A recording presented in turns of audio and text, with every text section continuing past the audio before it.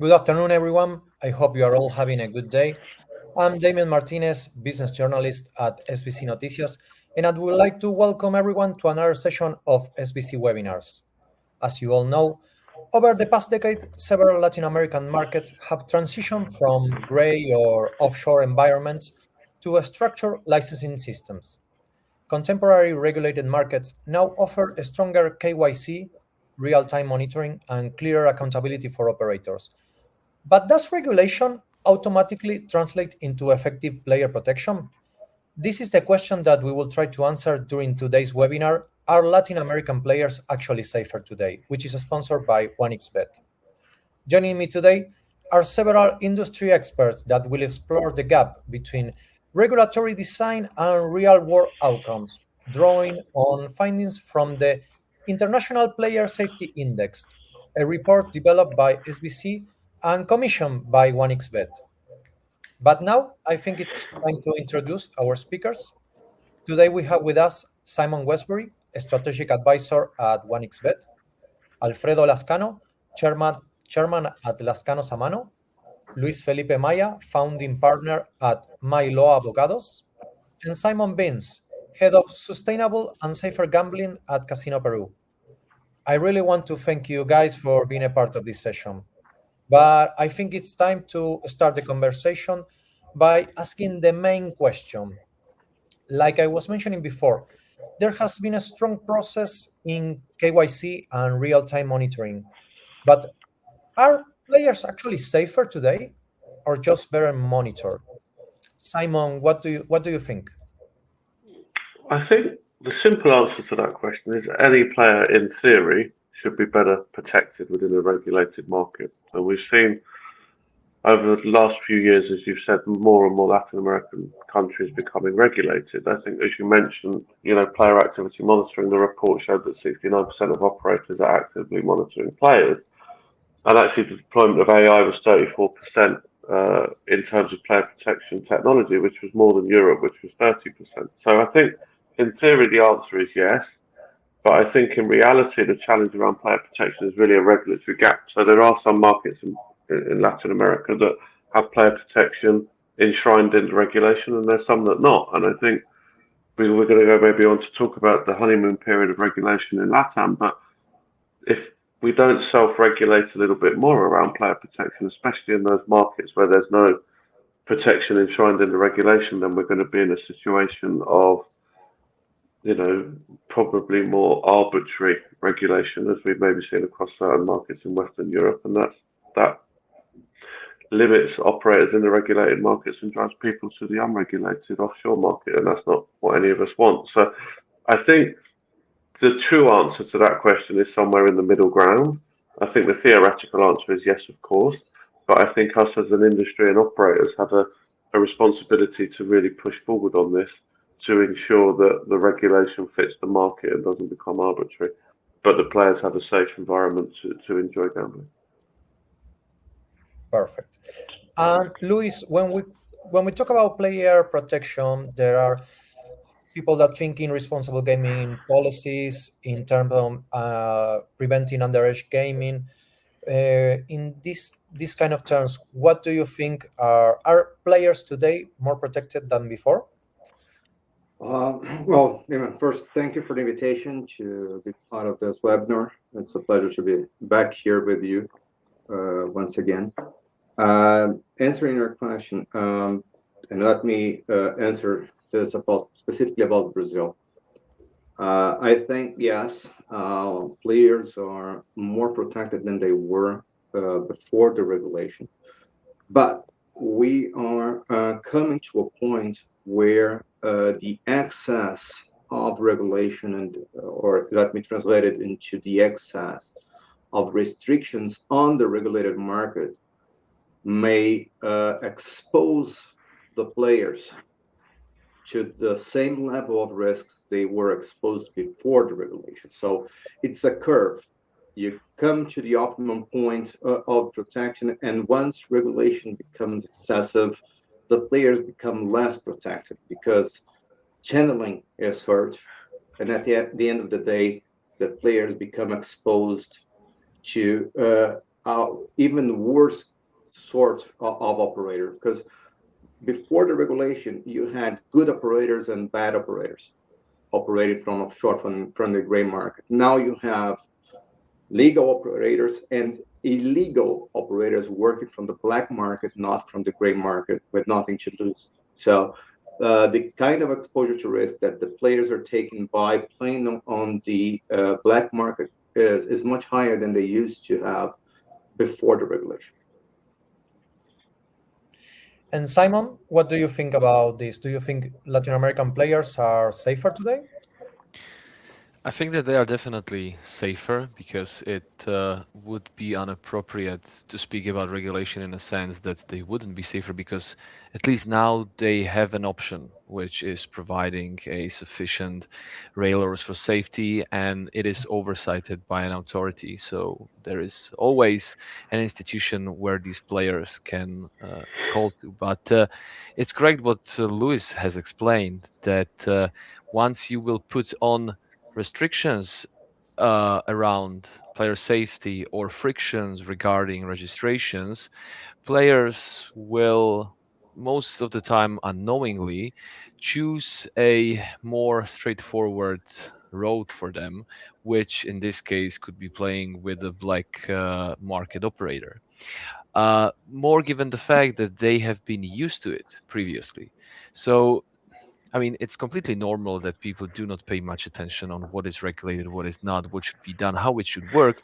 What they care about is to, register, place a bet, and have fun. And if that was very straightforward, easy to register, instant payments, no restrictions, no limits, and all of a sudden it will come into force, and perhaps they will continue gambling with the operator which hadn't had a license before the regulation and now has a license. From all of a sudden they will meet with a completely different environment. Perhaps the operator will done a good job in informing them and explaining to them why this is happening and why it is good for them, but still they might came across a situation an information that somewhere else it could go as easy as it was before, and without having an idea and without having a um, uh, idea why they should be doing something like that now, I believe they will always choose the easier option. So to put it more simply, yes, they are, but I think it is a process towards um, having a bigger group of players feeling really safe and being safe and transitioning them towards the locally licensed offer and basically they're gambling with them. Perfect.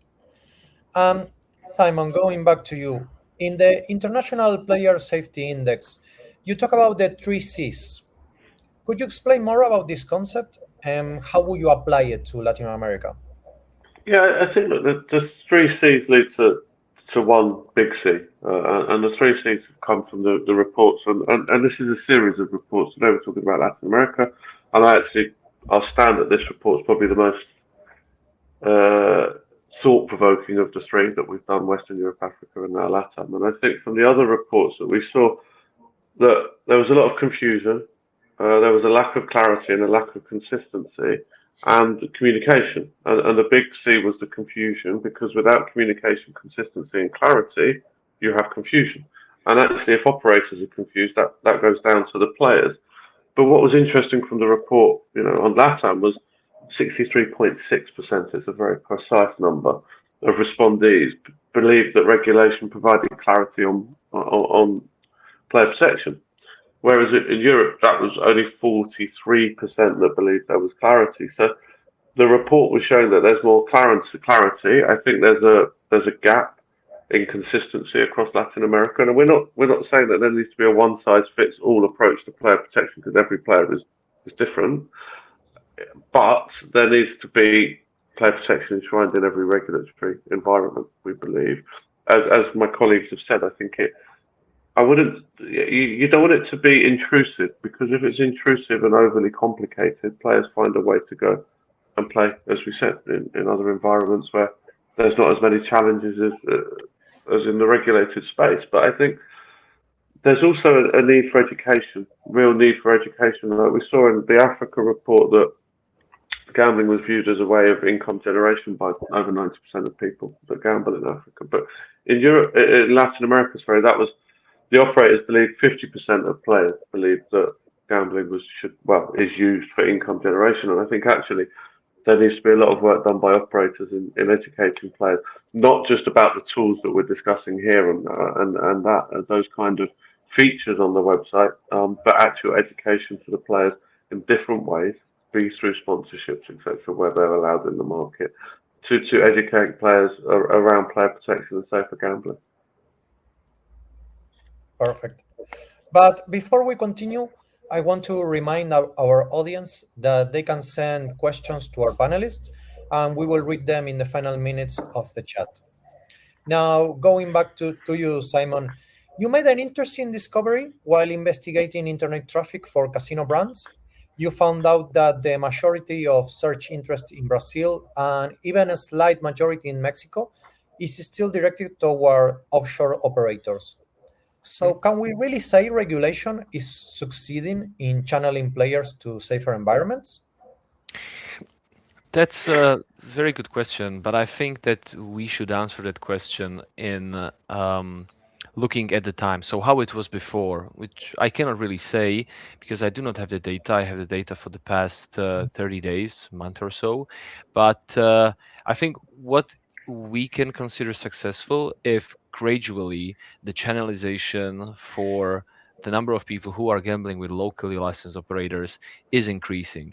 I think that it would be quite inappropriate to expect that after a regulation, those numbers will go high immediately, especially when you are starting with a regulation and already putting on a lot of requirements for player safety and for responsible gambling. I will just put a little bit of an insight what this analysis is doing or what we are looking at. So we are analyzing Google searches in different countries. This one is for Brazil and for Mexico. And what we do, we look only at the branded keywords. So basically when someone search name of the casino, in connection with other words, for example, login or no deposit bonus, or just the name of the brand and the casino. And we look at all of these keywords and then we compare it with our database, our global database of online casinos, where we have information which brands does have a license and which does have not. And then we compare these two and we can provide a comparison on what is the percentage of searches looking for the local license operators and what is the percentage for offshore. It's important to say that this analysis works with estimates. You are unable to get 100% precise number from Google. Basically, no one is able to do that. So this is the best that we can do. And we also need to work with the data in a manual manner because sometimes here appears anomalies which you need to clear out from the final numbers. But it's a very good insight which can supplement your channelization rates because the way how you calculate channelization rate for a specific country, there are multiple ways, but neither methodology or neither procedure is 100%. So it's good to run different outlooks, different perspectives, and then compare these numbers. So just to sum it up, what came out for the past month was that uh, 74% of the specific casino name keywords, and that search equals for 74%. So 74 of those specific casino names were for offshore when it comes to Brazil. And for Mexico, it was a bit less. So it was around 56%. If we compare it with some European countries, because we do these analysis for different countries. It was mainly focused on Europe, so we have a lot more data on Europe. Now we have added it and supplemented with the Latin America states, Brazil and Mexico. So for example, for United Kingdom, it was roughly around 20% for offshore. With the Netherlands, it's significantly higher, so it was 50%. And this is the search which we did at the beginning of this year. And another two countries would be Sweden and Spain. And Sweden has 21% offshore and Spain 27% offshore. And also the trend is for the past 6 months or even 9 and 10 months was that these searches were increasing. And I mean, searches for an offshore market. I believe it's because there is increasingly more exposure on the internet, on social media for brands which are not licensed and which can advertise themselves through influencers, through social media, strong accounts without a real enforcement. So this is an issue which is gradually growing, and the way how to suppress it and how to reduce it would be the work which is going on in different jurisdictions, working with their audience and basically giving them reasons why they should be gambling with their locally licensed offer. And that's a very difficult task. I think it's also interesting, if you just let me jump in, forgive me, is like the report actually highlighted the point about influencers and saying the influencers are the primary tool for the offshore uh, operators, let's say. And actually, you're seeing influence saying to players, the regulated market means lower wins. So actually, Mhm. the primary tool to drive people offshore is openly speaking against the regulated market. And again, I've always called the communication with regulators, so I don't want to sit here and be too harsh. But when you're seeing certain markets in Latin America, I think everyone can work out who they are. When I say this, talking about banning advertising and banning sponsorship, obviously that's a key tool to any operator. Now, I'm not saying there shouldn't be guardrails around it, like in the UK you have from whistle to whistle, no gambling advertising. But actually, to ban it outright, I'm not sure that's a productive way to move the market forward when the primary tool that the offshore market is using is influencers, for example. Perfect. And now a question for the whole panel. Operators say they provide safer gambling tools, but players often don't understand or use them.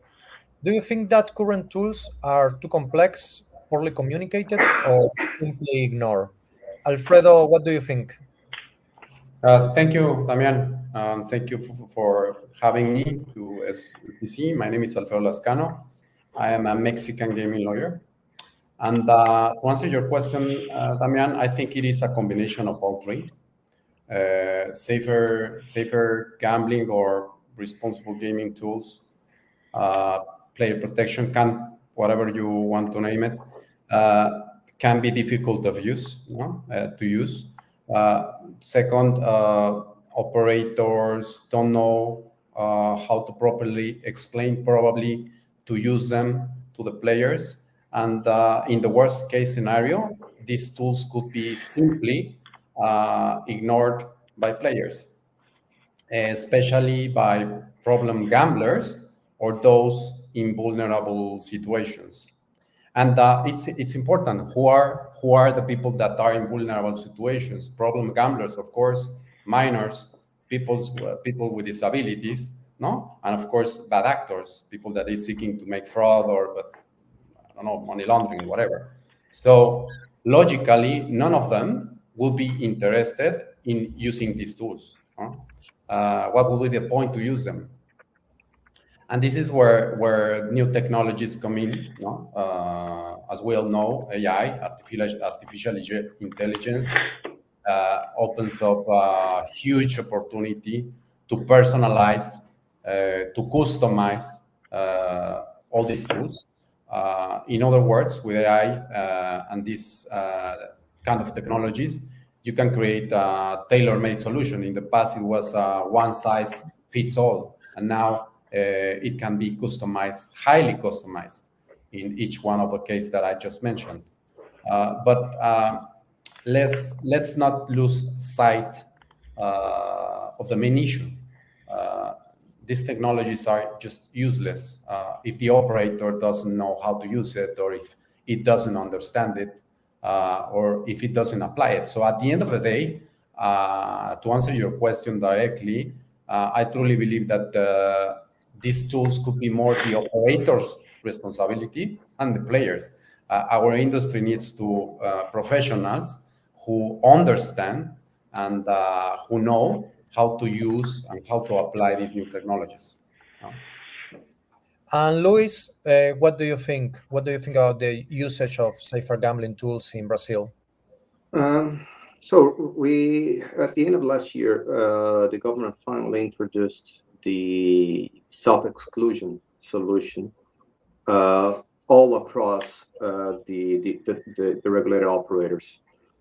And the curious part is that what we saw was several players using that to defraud operators by registering, by asking for the self-exclusion. There is a time period before it becomes effective. Then they place bets, cross bets in different operators where they will certainly win some. And then they sue the operator where they lose the bets because they say, oh, I had already self-excluded. You cannot charge me for that.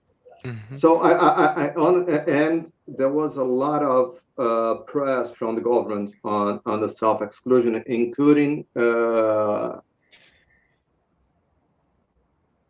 incentives for people to self-exclude, which brings me to the point where what is happening now in Brazil is basically that we don't see the regulator, and especially the government, which is much broader than the regulator itself, supporting the regulated market. And by doing so we had people with social benefits were banned from playing. Then we had threats to increase taxation in Brazil. And what I think is the message that this portrays and the result is that we have the Brazilian authorities driving the players to the illegal market. So even the self-exclusion, the way that it was structured, it drives the players to the illegal market because they get people to self-exclude themselves, and then the offer for the legal market is still there. So I don't think it's a matter, just answering your question directly, I don't think it's a matter whether the tools are available or whether they're clear or not. I think they are. They're available and they're clear. It's more a strategical approach to this, which is counterintuitive. The political authorities, some of them, they think that by fighting the gaming industry, they are protecting players. What they don't understand is by fighting the regulated operators, you're driving the players to the illegal operators. The demand is already there. People are looking for it. So I think that's the actual question. Simon from 1xBet, do you agree with Luis? I think what Luis has said is just at the end there is very interesting, actually, because we all want a regulated market, and actually we all want to provide this safe environment for players to play in. But and I've touched on it before. You know, everyone talks about regulators, but actually the regulators get the instruction from government. So the government gives the instructions to the regulators, and the regulators apply the regulation the best they can, or the best of the understanding. And because I believe the industry at times has lost a social argument about what we are, which is an entertainment industry providing hopefully excitement in unscripted sports, for example, and an opportunity for people to enjoy it a bit. This regulation becomes more and more stringent, and what we're finding globally, not necessarily just in LATAM, is that the regulation, certainly around taxation of operators, is becoming more and more restrictive. So the offering isn't as great as in the offshore market. But I think also touching on what Alfredo says, yeah, operators need to do more, but I think we've also seen globally operators can't always be trusted. I think there was a case at the beginning of the year with the UK and the UKGC finding an operator, not declaring what they should have been declaring, etc. So I think this is why I come back to the point: player protection always should be enshrined within the regulation. I think as an industry we need to do more on a socio-economic level to engage with people. But I think coming back to your question around are the tools available and are they too complicated? I think actually I'd answer that slightly differently. I think yes, they are there in regulated markets, but I think sometimes we get it wrong as an industry. Some of these tools are maybe clinical and intrusive. I mean, no one likes going to the doctor, no one likes going to the dentist because it's a clinical environment and it's not enjoyable generally. So I think actually we need to, and this comes to the point of education, how we educate the player around these tools so they want to use them. And that isn't arbitrary, give me how much money you earn, etc., to understand if you can bet. It's actually, and we do this in Africa with our 1x Cup, we educate players in a kind of fun environment outside of the website, etc., on tools that they can use. And we have 1x Balance in Africa, which is kind of gamified player protection. And it doesn't soften the actual message or meaning, it just softens the tool of engagement that a player can use. Because, as I say, I don't particularly like going to the doctor because it's clinical and cold. So, if we can adapt these tools to be engaging and educational, and the education can happen outside of the website or the retail betting environment, then I think that's better. So, I agree the tools are there. I agree that the market's challenging. And there's a challenge between regulators and government. But I think if we can make the tools engaging and softer, players will use them more. Yeah. Yeah, I hear quite often the argument that we are structuring the whole player protection experience based on those 2% or 5% of people who has severe problem gambling issues or who are addicted. And even though this approach is gonna protect them better, or at least that is the assumption, it will make the 95% of the rest to be enduring something that they do not necessarily need. And the unintended consequence of that is that these players will just quit this environment, which is providing such blockers and such friction, and they will start to gamble somewhere else. So I think it's important to speak about how we implement these safer gambling measures into the experience of players, so they wouldn't feel like they are sitting in a cold room of a waiting room at a clinician, because no one really wants to feel like that. And another thing is that for many it could be associated with stigma. They wouldn't use such tools because they believe it's not for them, because they do not consider themselves to have issues with gambling. And then it's important to distinguish and provide a clear distinction, I believe, to these players. Like, this tool, let's say self exclusion, this is in case that you are getting out of control, that you feel like you are not able anymore to be able to get to the casino account and spend money. But here is a deposit limit, which is good for everyone who gambles, because that just makes you to be in control of what you are doing. So even if you are spending 100 a month, or if you are spending a 500 a month, it's something that will just enhance the experience and put a stopper at the time when it finally reaches the top. And it's appropriate for anyone to use it. And I'm afraid that, especially in countries where the regulation is new and basically it's going its own life and developing, this is a difficult point to show these players, like, these are the tools which can help you to have more fun and reduce the chances that it will be harmful for you. I think the self-exclusion point you make there sounds very interesting because actually, if you look at other possible vices, for want of a better phrase, like alcohol, cigarettes, if you're an alcoholic or you smoke, is there self-exclusion for that? No, here in England, I'm in London at the moment. If I'm an alcoholic, I can't exclude myself. There's no exclusion program for me not to go in a pub and just order a beer. So, Yeah.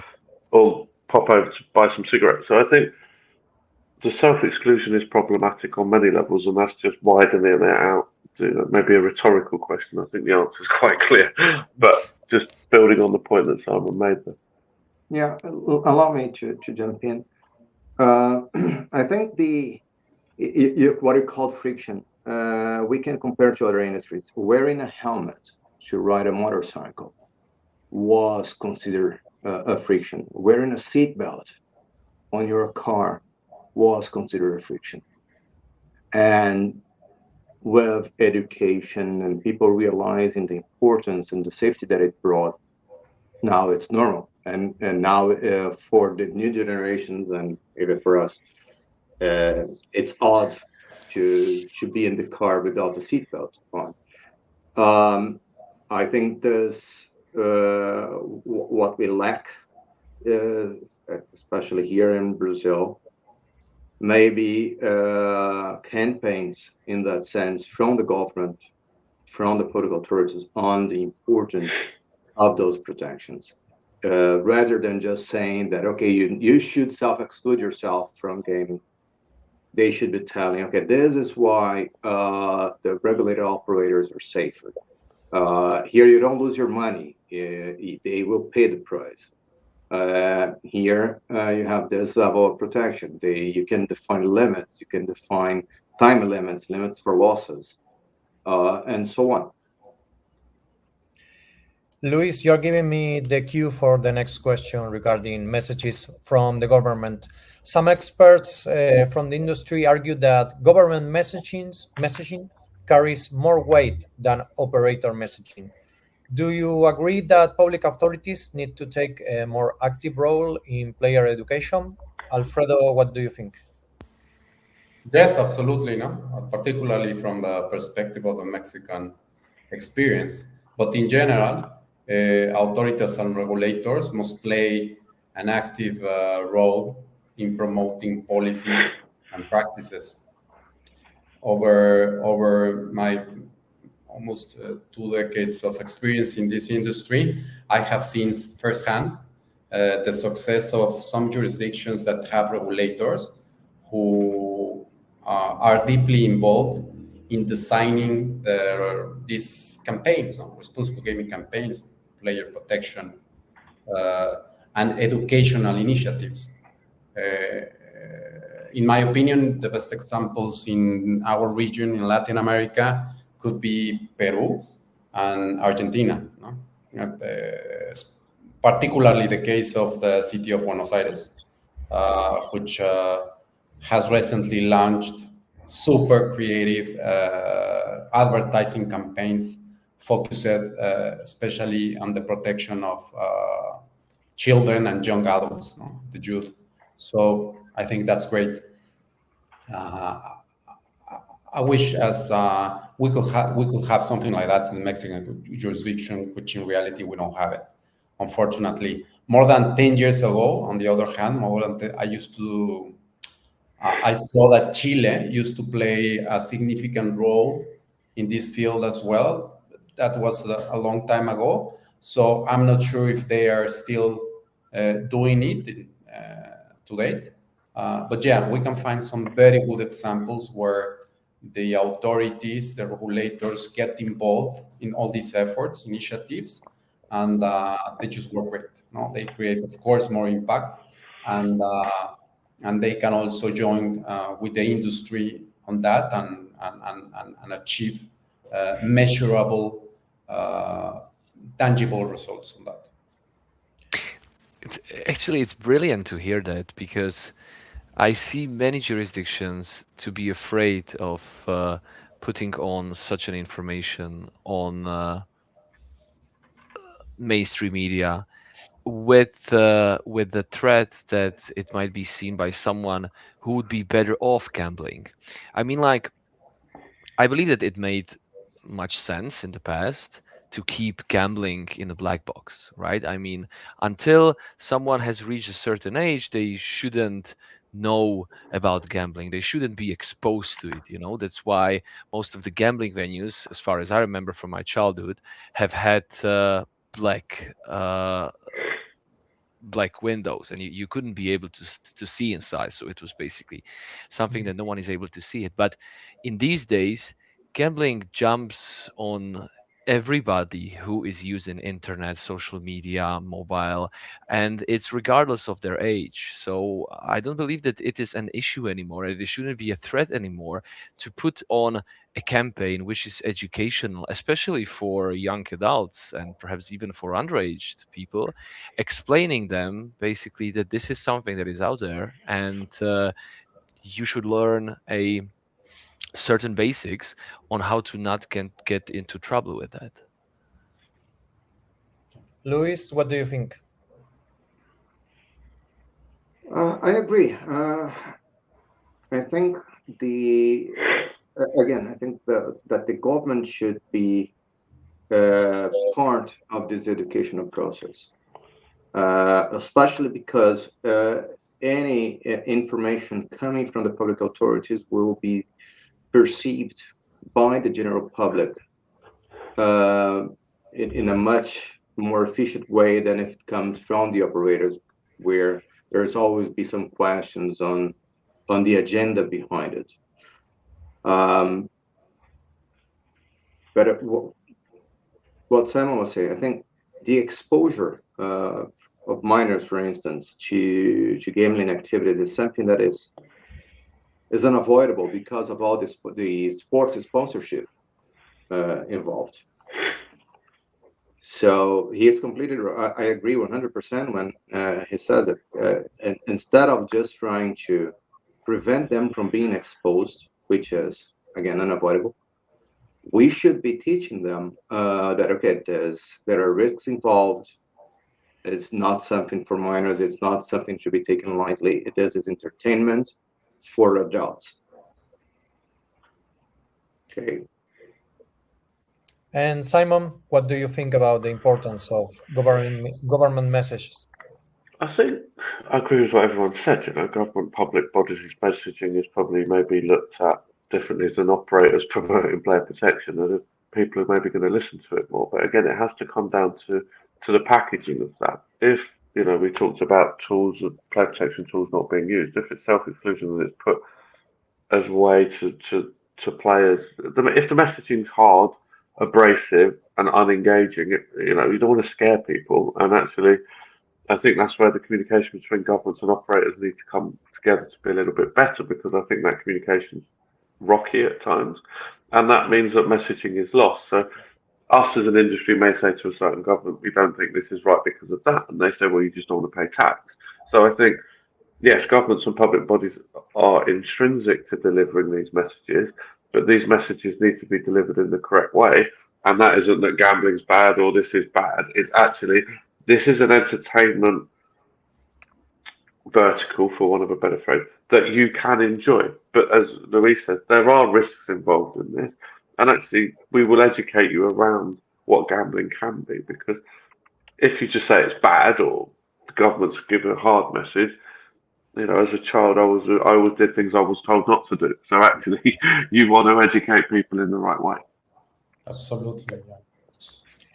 And talking about more of the government role, some operators argue that overregulation or high taxes push players to offshore sites.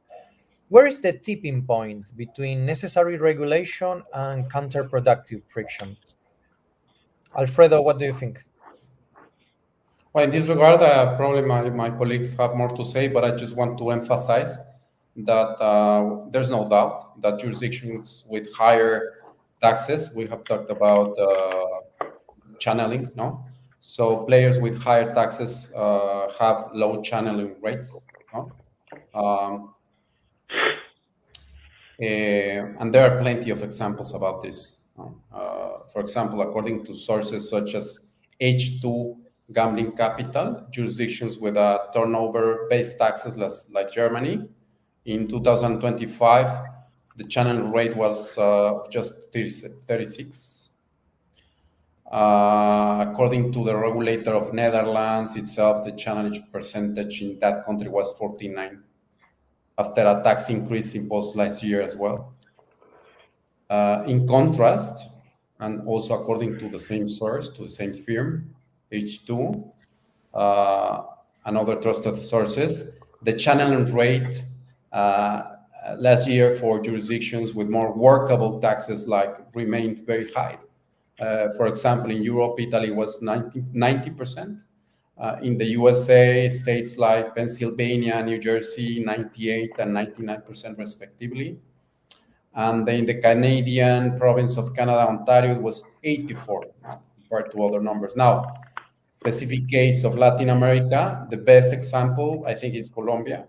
And according to the business association that it's called FECOLjuegos, the introduction of the VAT tax last year in 2025 actually caused a decline in 30% of at least 30% in revenue and tax collections, probably more in some cases. They have all the figures there, which indicates that probably a large number of players may have migrated to illegal gambling.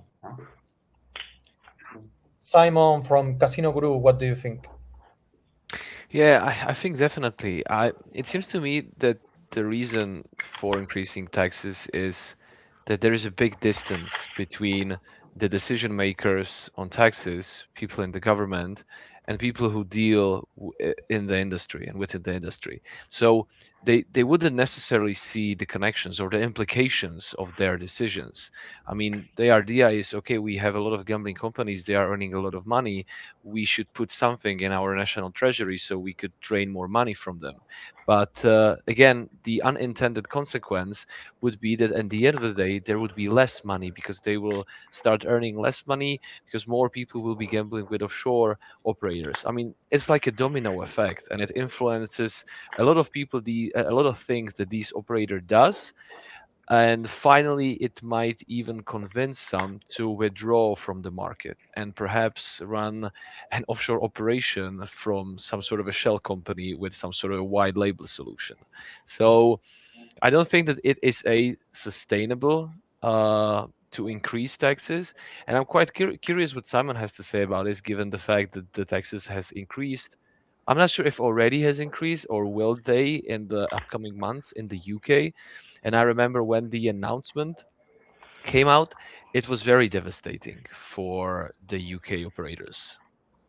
Yeah, I mean, I think that obviously 1x isn't operating in the UK, so this is a personal point of view. I mean, I think from a 1x perspective, we look at markets that are commercially viable. But going back to the question and bringing in what Simon says there, I think you have to separate regulation and taxation. Taxation is part of regulation. It's not a standalone point. And I think what Simon made very, good point there was actually we're as an industry we've used as an easy target. The global economy currently is, let's just say, fractious or because of global events. And actually, governments view the gambling industry as easy targets because we are seen to generate a lot of money, a lot of sports sponsorship, and we're very, as we've discussed, visible as an industry now. We're not behind the black screen. And actually, governments see this as, oh, actually, these guys are making good money. So I think regulation has to be separated from taxation. And I think governments are never going to admit they get it wrong, and they're never going to admit they're actively encouraging players to go to an offshore market. I think there was some research I read the other day that once taxes get into the late 20s, early 30s, you're actually driving people offshore because it doesn't become commercially viable for people, operators to work in that market. So I think the UK is going to be interesting. My personal point of view is the government's never going to admit it got wrong, but I think you're going to see the shutting down of a number of operators, and it's going to become two or three large players in the market, which actually players want choice. And actually, if your regulation or taxation system, because I know taxation is part of the regulation, as I said, but when you talk about taxation, you're forgetting probably 95% of the regulation because taxation is 5% of it is what the operators are paying. So I think, in answer to your question, we're just viewed as an easy target these days, and we have to say the regulation can still be effective, but if you get the taxation element wrong, it becomes highly ineffective because it's an important component to what we do. I think whenever regulation and taxation hinders the operators, the regulated operators, from competing with the black market operators, we have a problem. It means it is applicable to taxes. You have the Laffer curve concept for taxes, but I think you can use the same concept for regulation and restrictions. So when we think about restrictions to advertising, if the regulated operators, they have more restrictions to advertising than the unregulated, you have a problem. When you have technical regulations that do not allow the regulated operators to offer the games that attract the players, that's also an issue. When you create unnecessary friction and you harm the user experience, you have an issue. So I think at the end of the day, the key message for regulators and public authorities is instead of fighting the gaming industry, come work with the gaming industry and try to understand that the players will play. They will play either on the regulated market or on the black market, but the players will play. So you can either collect taxes and protect players, or you can let them play offshore, but they will play.